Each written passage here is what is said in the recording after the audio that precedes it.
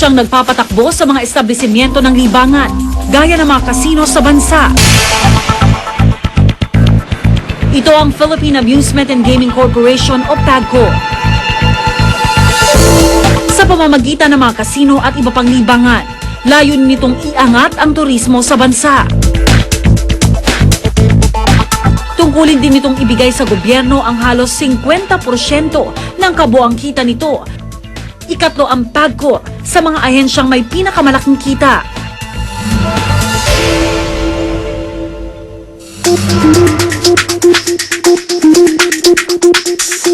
Mula halos 15 bilyong piso noong 2000, umabot na sa halos 30 billion pesos ang perang ipinasok nito sa kaban ng bayan.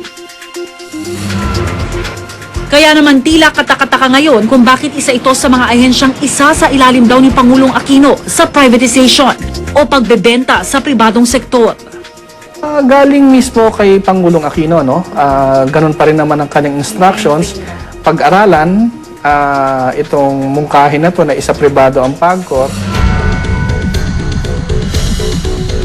Kamakailan, napabalita ang di umano'y alok ng ilang negosyante para bilhin ang PAGCOR. 10 bilyong dolyar daw kapalitang ahensya. Bagay na ikinatuwa naman ng Department of Budget Management. Kung maibebenta ang PAGCOR sa ganitong halaga, maiibsan ang kakulangan ng pondo. Well, ngayong taon, ang inaasahang aabutin ng budget deficit ay 325 billion. 325 billion.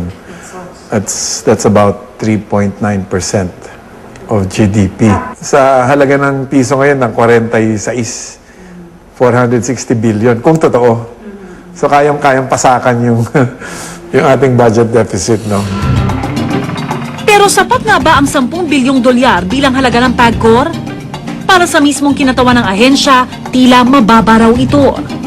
We feel that the valuation is on the low side because he was only pegging the annual revenues at approximately less than 30 billion pesos.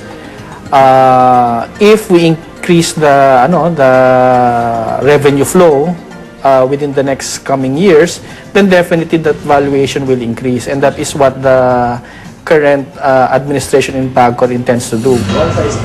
Kine-question din ng ilang mambabatas tulad ni Senator Cheese Escudero kung privatization nga ba ang solusyon sa lumulobong utang ng bansa. Magandang malaman actually mula sa gobyerno ni Pangulong Aquino, ito ba ang kanyang polisiya?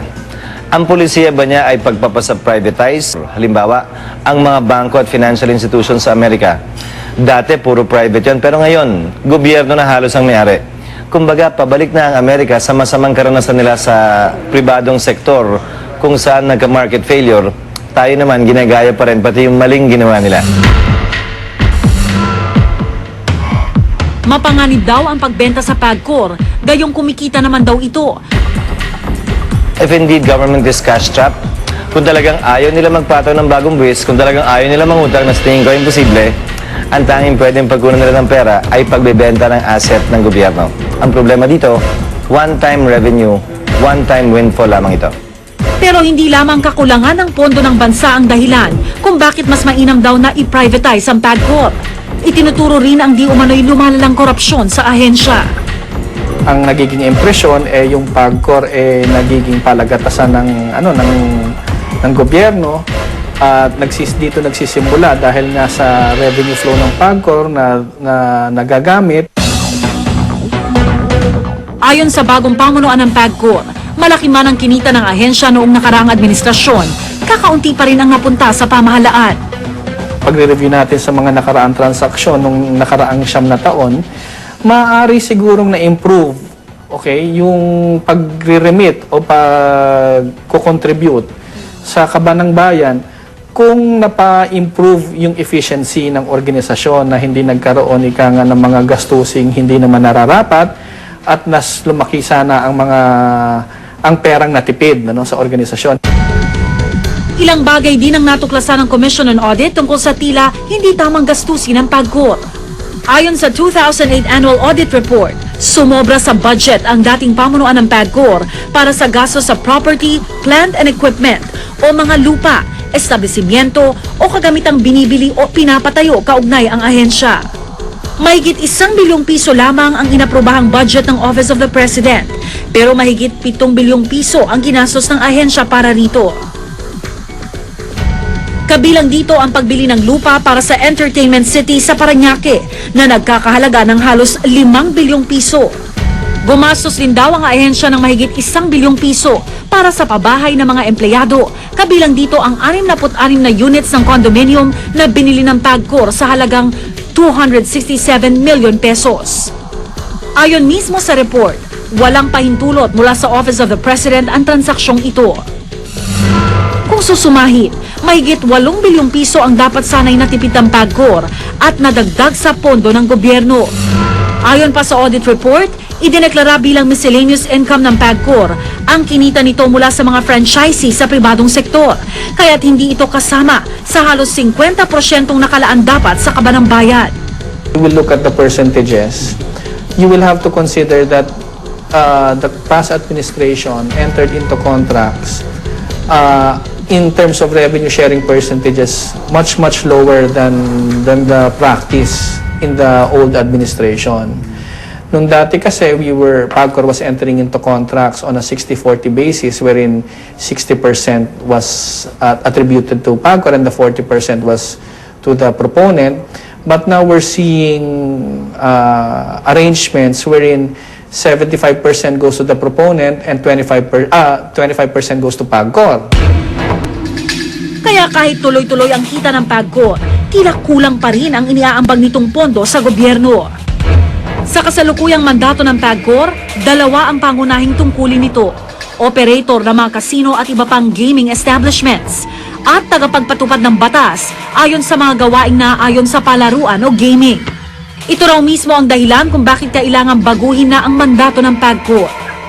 Hindi kasi maganda na gobyerno mismo ang nagpapasugal. At conflict of interest yun na nire-regulate niya yung sarili niya.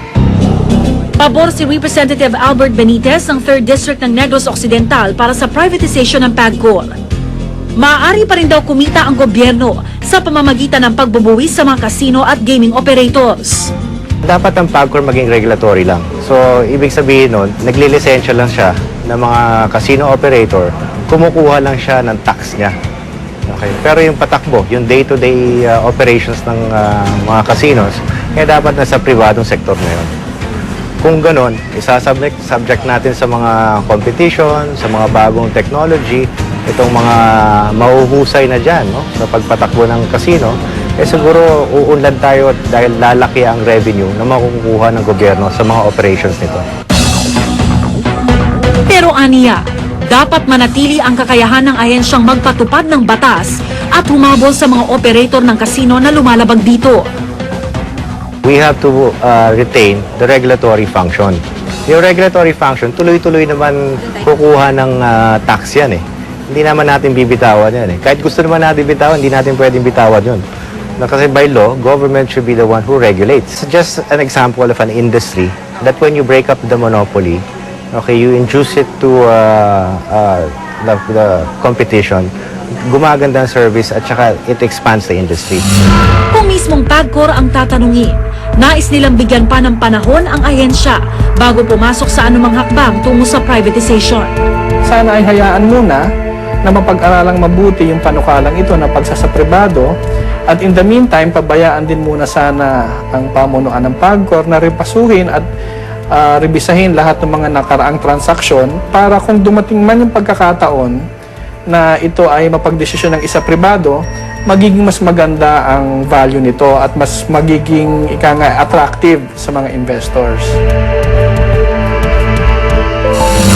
Privatization nga ba ang solusyon sa lumulobong utang ng bayan? Kung PAGCOR ang pag-uusapan tila sa pamahalaan, ito na ang kasagutan. Maging maingat sana sa desisyon at siguraduhin hindi agrabyado ang gobyerno sa pangmatagalan. Ako si Rhea Santos at ito ang nakatala sa aking Reporter's Notebook.